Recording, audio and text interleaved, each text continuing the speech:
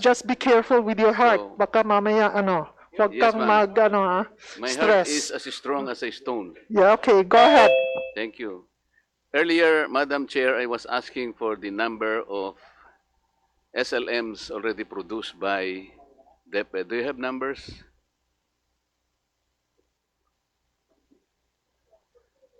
That was 3 hours ago.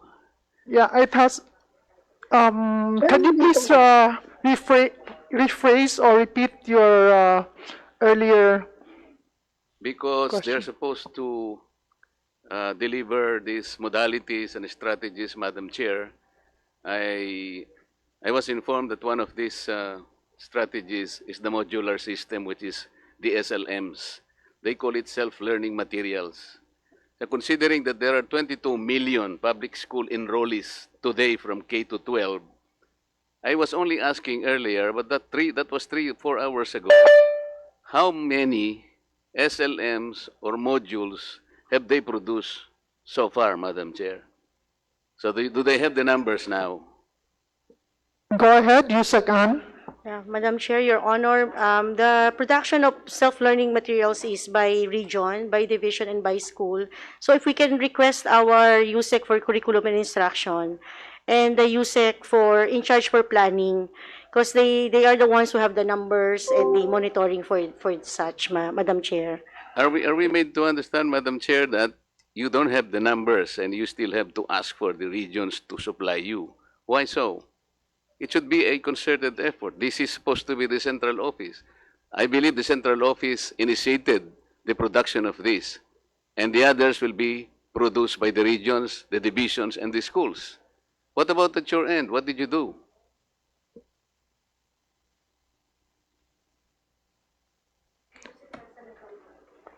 Can we have Usec San Antonio? Usec San Antonio? Madam Chair, if I rely on Yes. your section, Antonio, I think he said earlier that there is something like 59%. Was that his, I don't know if that is the correct estimate that he say. Sabi niya, Madam Chair, 59% na na-produce. Meaning to say, kalahati ng 22 million na-produce na. So, am I supposed to assume that about 10 million SLMs have been produced already based on the representation of USEC San Antonio? Importante po kasi ito, Madam Chair, because October 5 na po ito. If DepEd cannot even guarantee a ratio of 1-to-1, kasi sabi nila kanina, well, by far probably 2 students or 2 enrollees will probably share 1 module. Even on that basis, Madam Chair, I think I have gained my right to know. The ibig sabihin yan, kahit kalahati nga lang eh. Kahit na 5 million lang, kung 2, halimbawa, ratio is 2-to-1. Kasi sabi niya, 59% lang ang na-produce. Pero totoo ba yun? You have to be very candid with us. Totoo ba o hindi? Because in the ground, Madam Chair, in Tarlac more particularly, nakakaawa yung mga teachers. Kasi po kami ang nandun eh. May nahinga po ng laptop, ng computer, ng risograph, ng photocopying, ng tinta, ng papel. And so, if this is the kind of approach, kasi sinabi nyo dito sa inyo, napakaganda eh. O, babasahin ko na po sa inyo. Major adjustments are being made at the central and field levels to enable DepEd to deliver distance learning at a magnitude never done before. Eh, magaling lang naman kayo sa paggawa ng ganito eh. Never done before. I'm assuming, Madam Chair, that they started in a very fantastic fashion. Totoo yun, COVID-19. But per your admission here, it was not only COVID-19 that triggered you to streamline the competencies. Ang sabi rito, even 2 years ago at the prodding of the very Secretary of the Department of Education, 2 years ago, sinabihan na kayo to streamline the competencies. That is why, ang akala ko preparado tayo. Pero yung unang tanong ko lang, Madam Chair, nobody is daring to answer. How do you know that by streamlining the competencies by 60%, ang natira na lang is 40%. How do you know that the quality of education is still there? Pagkatapos wala pa yung modules. Can you imagine, Madam Chair, what kind of quality of education do we expect now sa ating mga kabataan? Binaba na nga nila yung sabi nila, this is the most, tawag nila MELCs. Most essential learning competencies, or MELCs. From 100%, it went down to only 40%. Sinong gumawa nun? Is it DepEd? You have a partner by the name of Assessment, Curriculum, and Technology Research Center. What is this center, Madam? Okay, Usec San Antonio. Yes po. There are several questions. So yung quick answer po sa Assessment, Curriculum, and Research and Technology Center is a center based at UP Diliman. I guess it's funded by the Australian government that has been providing technical support to our teams in the review of the curriculum. The first phase of the curriculum review has been completed. This was the review of the intended curriculum. As mentioned po by Congressman Marcoleta, the process of reviewing the curriculum was already taking place prior to COVID. And Can we start with the number? Can we start with the numbers of the modules? Competencies, the most essential learning competencies. I want you is to the start. initial output of Excuse me. Excuse me. of the study po. I want you to start supplying us the numbers of the modules that you have so far produced. As mentioned po earlier, it's 59%. Our target for Where are printed these? self-learning modules is Where are these 59% 59% modules? of the enrollment.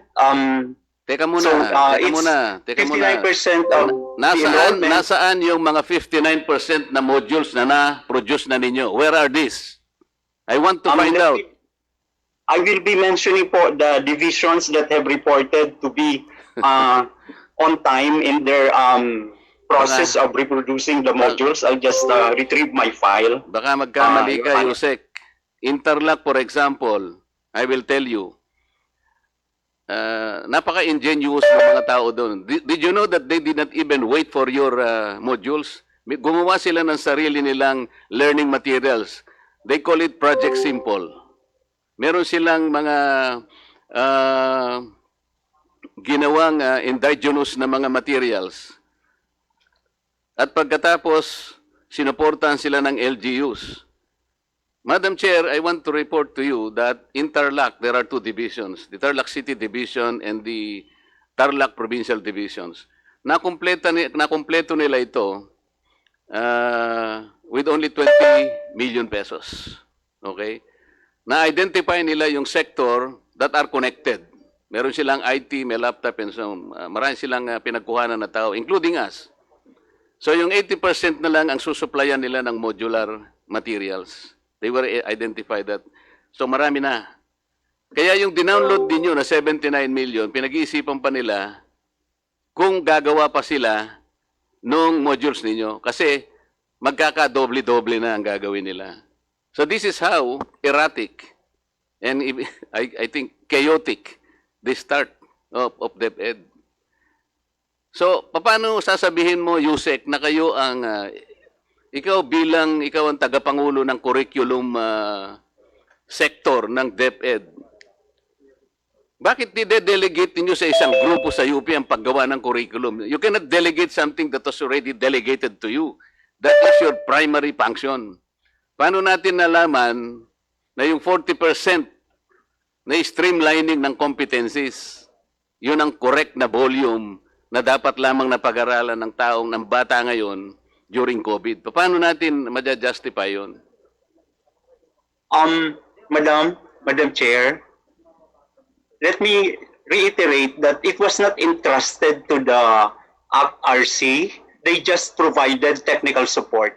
The effort in reviewing the curriculum was undertaken by the Bureau of Curriculum Development and we utilized certain criteria. The most important criterion used in determining which learning competencies would be retained is endurance. When we talk about endurance, these are the competencies, skills, knowledge that a child needs for him or for her to be able to acquire, to be ready to learn more in terms of the challenges of learning the things that are supposed to be learned in the next grade. So we had some considerations in doing this.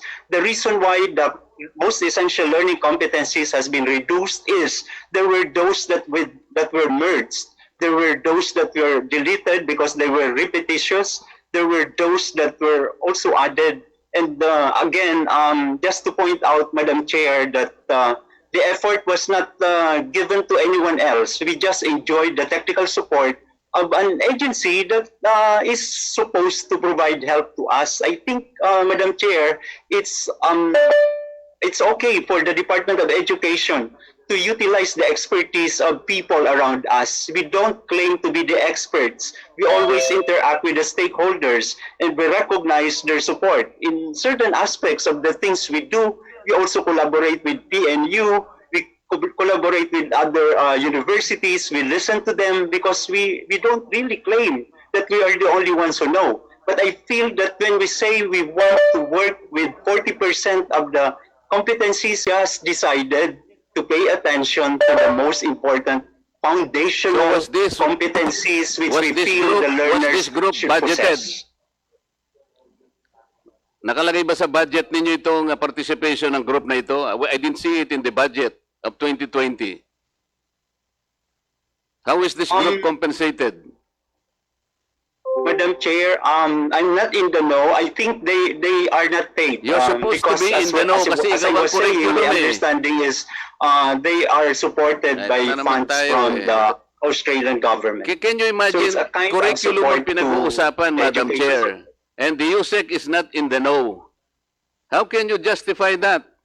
Tinatanong ko lang, saan nyo kinuha ang budget to for example, get the assistance of this group? Madam Chair, I think I said that my understanding is DEPED does not pay them. But the other members of the EXICOM can check me Is it because true, or my directors can check anybody me if from I'm correct. present? Is it true na hindi nyo binayaran yung ACTRC? Usec Ana? I think, Madam Chair, Director Joyce can be requested to provide the information. The Director of the Bureau of Curriculum Development. Okay. Director Joy, you are recognized. Madam Chair, good afternoon. This is Director Joy, the Director of the Bureau of Curriculum Development. Our partnership with ACRC goes back sometime during the making of the development of the K-12 curriculum. The only question, Madam, is where is the budget? Agency, is an organization that I am not asking you to was describe selected this organization, by Madam, of the please. Australian government. You have to be very considerate. My question is, was this group ever budgeted? Because we didn't see any budget, coming from any group assisting DepEd in the formulation of the curriculum. Saan po nakukuha yung budget nito? I think from the, Mr. Chair, I think from the grant of the DFAT, not from DepEd. What is that, Madam Chair? Can you please repeat that, Director Joy? Sorry, Madam Chair, it's from the Australian government. Oh, so it's a grant. It's a grant, yes. It's an aid from the Australian government. Okay, go ahead. You have to be very careful in your statements because if I can produce the documents telling otherwise, baka magkaroon ka ng problema. Huwag kayong masyadong mabilis magsalita. Okay. Yung budget ninyo for modular, magkano, Madam? For first quarter and second quarter, what is your budget? In 2020 GAA, there's no budget, Your Honor, but we requested the Department of Budget and Management for the realignment of our existing How much? programs for 10.9 billion, 500 million of which we reserve for Okay the na yun. minimum health standard. So, it's 11 billion. More or less, no, Your Honor, 9 billion for the learning resources. Ha? 9 billion for learning resources. For learning resources. Okay. So, considering na ang nagagawa pa lang is 59%, even assuming that that is correct, napakarami pa nang hindi na po-produce. At October 5, magsisimula na ang ano. Nagkakagulo na sa baba. Kasi kung hindi namin sila tutulungan, hindi sila makakapag-umpisa. This is how you will describe the starting point of DepEd sa panahong ito. Pagkatapos, let's go about integrating the competencies, the most essential learning competencies. Ilan ba yung competencies na ilalagay nyo sa isang module? Okay, Madam 40% na lang. Pwede ba dito na lang para madali tayo? Kasi masyadong marami sinasabi yun, hindi ko maintindihan ang paliwanag niya. Kong Marcoleta, they have their people assigned. So pwede si let's recognize again Usec San Antonio. On condition, madam, that he should only answer the question. Thank you. No more, no less. Thank you very much, Madam Chair. Let me just reiterate that when I said 59%, it's the target learners that will receive SLMs. When it comes to the status of the preparation relative to the reproduction of SLMs, our tracking indicates that as of today, 77.57% or 166 out of 214 schools division offices have reported to be on track. When we say on track, they are more than halfway in terms of reproducing their self-learning modules. And 48 out of 214 schools division offices are still we consider them progressing. They are not yet halfway in the reproduction. Let me also inform the Madam Chair that NCR is now proceeding with the distribution of the self-learning materials, printed self-learning materials for the learners in NCR. There are also regions that have also been able to report that they are like on track 100% in all their divisions, like Caraga, Region 2, Region 4A, Region 4B, Region 9, and Region 12. This is according to the reports submitted to us by the regional offices. Madam Chair, I have a problem with the way this Usec is answering. It's too long and it is not even responsive. I am only asking how much is the budget for the SLMs? Bakit hindi ka ba sumagot kung ano lamang ang tinatanong sa'yo? Because I really wanted to know if this is the kind of, if this is how the way you produce the materials. Can you imagine, merong nagre-risograph, merong nagpo-photocopy, there is no definite, there is no standard way on how you're supposed to produce this, on how you bind this. Paano nyo iba-bind ba ito? Ilang ba ang ilang bang competencies per student from K to 12? How do you intend to do this? Ang dami mo kasing kinukwento eh. But we are confused kung paano kayo mag-start. For example, ayaw nyong gumawa ng libro. Gusto nyo modules. Okay, nasa sa inyo na yan kung gusto nyo gawin nyo. Yung K, yung let's say K, ilang competencies ba 'yon? Let me Go ahead. Usec San Antonio, yung kindergarten, first quarter, ilang modules ba 'yon? Sorry, Madam Chair, I've not memorized all the numbers. I'm not very good in memorizing numbers. Nagsisimula itong But ganito eh. my ASEC can help me provide Alam mo, the exact numbers kindergarten, requested by 10 ang Congressman modules. Marcoleta. And the total pages, 258. Madam Chair, alam mo ang problema nila?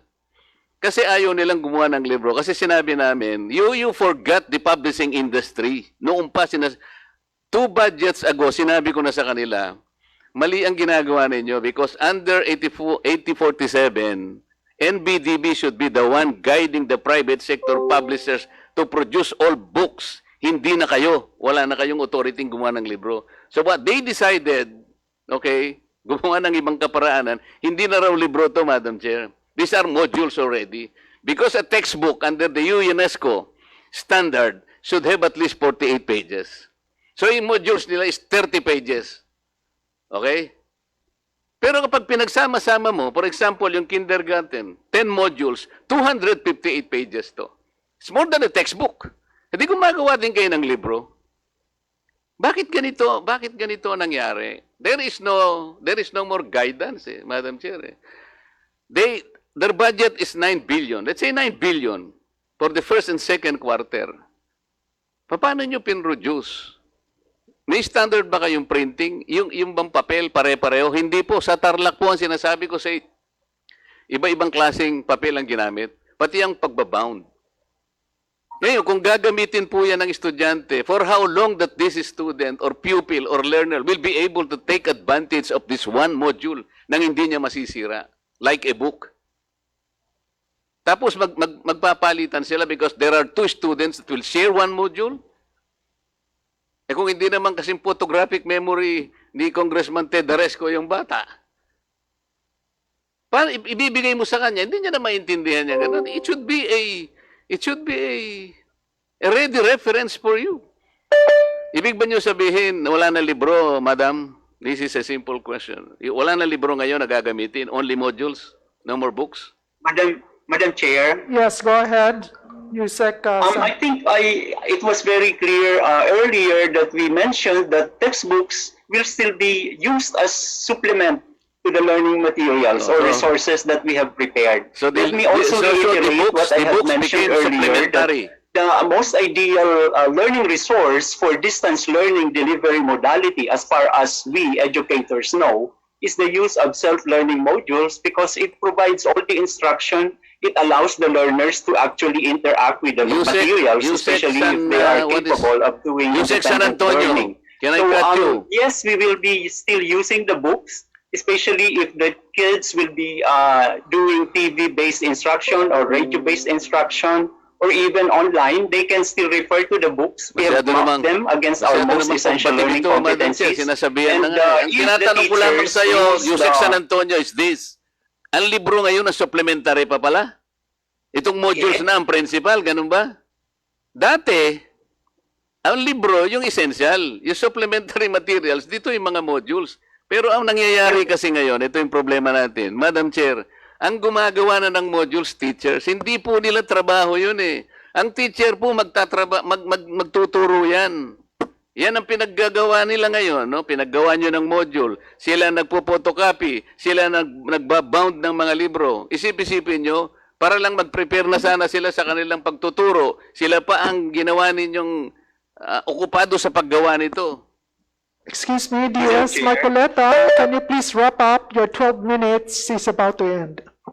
Madam Chair, let me point out that the development teams for the self-learning modules are primarily our supervisors and master teachers. We understand that in some areas, those teachers who have been found to be competent in contributing their expertise so that we can develop the self-learning modules, we're allowed to take generalize part. Usec The instruction we gave San Antonio. Please do not generalize. Do not generalize, please. Madam Chair, I was sharing the issuance that we have made.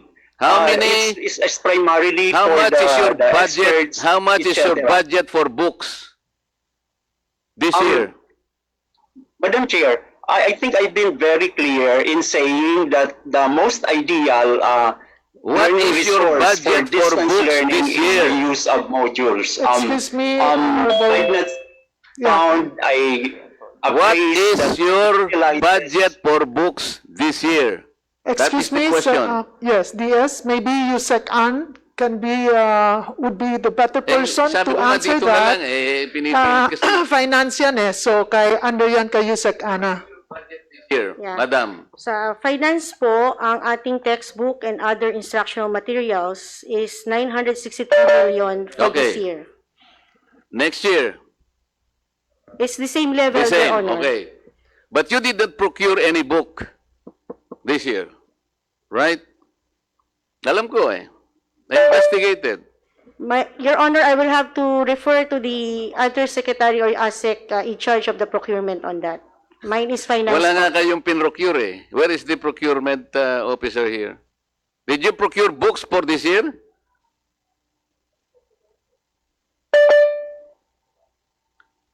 So, ito Madam Chair, pinipilit na naman itong Usec na ito na gagamitin daw ang libro. Wala nga silang pinrocure na libro ngayon.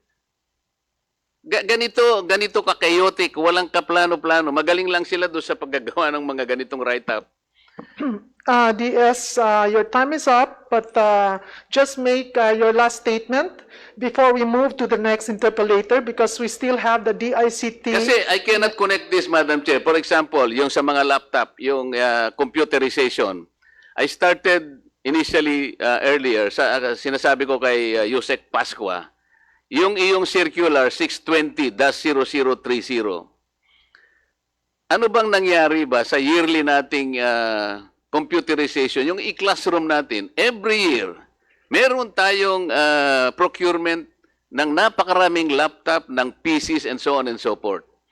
Every year, meron kang budget na 1.5 billion to 5 billion. Meron kang computerization program para sa DepEd. Nasaan na yung napakaraming PCs? Thousands of PCs. Bakit hindi ito na-integrate over the years? Hanggang sa gumawa ka pa uli ng circular, okay, sinabi mo rito, this is the specification for the procurement of PCs. Ang iyong circular mandates only 2 brands. Pati yung specification niya, iisa lang ang color.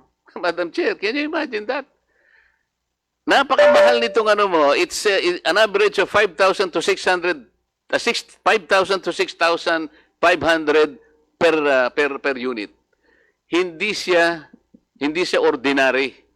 Samantalang meron kayong makukuha between 3,000 to 3,500 and you can supply most schools. So, how did you integrate now the computerization in the department over the years? And you have to procure so many computers with specified brands. Hindi ko maintindihan to. Kung halimbawa, Madam Chair, ito meron siyang nilagay. Ito yung sinasabi mo kanina, 500 for teachers, 500 pesos for teachers, merong 10 gigabytes bandwidth capacity. Sa estudyante naman, 300 for students, 6 gigabytes capacity. Can you imagine kung magkano ang postpaid and prepaid na may invest mo rito? A municipality like the municipality of Cong Ted Haresco is probably better to improving its own Wi-Fi at masusuplayan niya lahat ng eskwela dito. Siguro with the radius of 5 kilometers away from this. Hindi ganito, Madam Chair.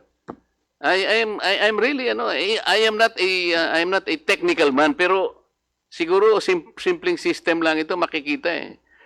Pagkatapos meron na naman kayong budget for ito na naman modular 15.2 billion next year. Why are you going to waste this? Sa libro 963 million lang. Ito ginamit na ninyo 9 billion hindi pala nabigyan lahat. Ngayon meron na naman kayong 15 billion. Why don't you go to books? Ayaw ninyo because ayan, private sector publishers. Nasaan yung pinangako ninyo that the National Book Development Board should be reverted to the office of the President? Where are the guys? Nangako sila sa akin 3 years ago. Nagkaroon kami ng Zoom. Excuse me, DS. One na lang ito. Po, kasi Madam, 15 minutes na kayo. I have to ask for your permission. Kasi nandito si Usec umali. I can remember, nag-Zoom kami, I think July. I engaged at least 3 or 4 Usec para lamang ayusin namin yung national book publishing industry. Ang sabi nila, in July, meron ng sulat sa President. Na I discovered, wala kayong sulat eh. Madam Chair. Go ahead, Usec Umali. Opo. Tayo po'y humihingi ng paumanhin po dun sa impormasyon na naibigay po natin. Ako po mismo yung nagsabi po noon, Madam Chair, nung meeting na yun, humihingi po kami ng paumanhin kay kay Kong Dan. Kong Dan, at that time, I thought, dahil may ganun po kasing pag-uusap, Madam Chair, naman talaga, na dahil meron pong grupo ng mga But publishers. Usec, Tony, but even before that, 2 years ago, si Usec Malaluan and Escobedo, you were there. Binidyo natin yon. You promise that you will take actions na i-request natin na yung NBDB will be reverted back to the office of the President. You were there. Pagkatapos, pinangako mo na yung Volume 5, which ngayon is trying to override even 9184, hindi po pwede yung Volume 5. Sabi nyo, aaralin ninyo. Pagkatapos, nangako pa kayo na you will look into yung libro na ni-request ng isang congressman para gamitin. Okay? Na hindi dumaan sa bidding. So, kahit sino palang congressman na medyo malakas sa inyo, pwedeng sumulat, magano ng libro, okay? Papayagan ninyo kahit walang bidding. So, ako rin pwede ako sumulat sa inyo, sponsor some kind of books. Pagkatapos, pa-approving ko sa inyo because you have approved the one of that particular colleague. Pero hindi nyo ginawa. Ito yung nangyayari kasi. This is about 2-3 years ago. Walang nangyayari. Hindi nyo tinutupad ang pinag-uusapan natin. Paano ako maniniwala sa inyo ngayon? Madam Chair. Tapos, pumunta kayo doon sa kanilang central office. Pumunta ako doon eh. Tapos, umikot ako. Nagkunwa ako may hinahanap. Why are there so many high-ace mga vehicles? About 100 units siguro sa estimate ko. Anong ginagawa ng mga high-ace and some pickups? Yes, that wraps up yung question ni DS. Okay, rebuttal from the Department of Education. Madam Chair, Your Honor, first on the issue of vehicles, we have procured passenger vans, one for every division office. This is the first time that DEPED procured vehicles for the division offices for use of division office personnel. We have also procured 4x4 pickup vehicles. This is also the first time that DEPED purchased 4x4 vehicles for our engineers in the field because they have to visit all the schools in the mountains and in all parts of the country. They need these vehicles. This is the first time, may I repeat that, Madam Chair, this is the first time that DEPED procured these vehicles. The vehicles that was found or that were seen by the Honorable Congressman in DEPED Central Office were delivered prior to the COVID quarantine, what they call is lockdown. So when the divisions and regional offices will be getting and picking up these vehicles, they will no longer allowed to do so. At this time, we are slowly distributing all these vehicles to the different offices and to the different regions. Madam Chair? That's Madam Chair. Yes, Chairman Eric Yap is recognized. Gusto ko lang po sabihin na napakaswerte ko po dahil ito po yung unang taon kung saan sila mamimigay ng high-ease van at ng pickup. Isa po ang aking mahal na probinsyang Benguet sa makakatanggap nito at sa katunayan po, sa October 7 ay i-deliver na po namin to at masaya po ako dahil ang mga teachers po namin ay hirap na hirap. Nagpapasalamat po ako sa DEPED at finally po, under your leadership, naisipan niyo pong bumili ng pickup at ng high-ease kasi po, kung hindi po, mapipilitan po ako magbibigay sa kanila ng pickup. At dahil po dyan, nakatipid po ako at maraming salamat po. At sana po may mga susunod na blessings pa po na dumating. Kasi kung titingnan niyo po, sa amin po sa Benguet, napaka-rough ng terrain doon. Ang ordinary kotse po doon ay mahihirapan kung hindi po ito 4x4. Sana po si Usec Pasqua po, wag po magsawa at sana po, wag lang po one time big time. Kung hindi po 10 times big times po. Salamat po, Madam Chair. Thank you for that observation. Tsaka, Chairman Yap, Madam Ano po Chair. bang school ang sa inyo? Sa Tarlac po, wala kahit ano. Baka Madam meron Chair. na po. Sa tingin ko meron po. Meron pong tinitingnan ng mga ito eh. Kaya kung hindi ko pa sinabi siguro, ha? Meron po actually, wala pong nakalagay sa Tarlac. Madam Chair, Your Honor, Go ahead. all division offices, all regional Because a offices. lot of the legislators are listening right now, and they would also expect their fair share, no? Or Wala equitable sa share of these brand new vehicles, especially the 4x4, to reach the farthest barangay. So thank you very much. Let's move on to the minority block.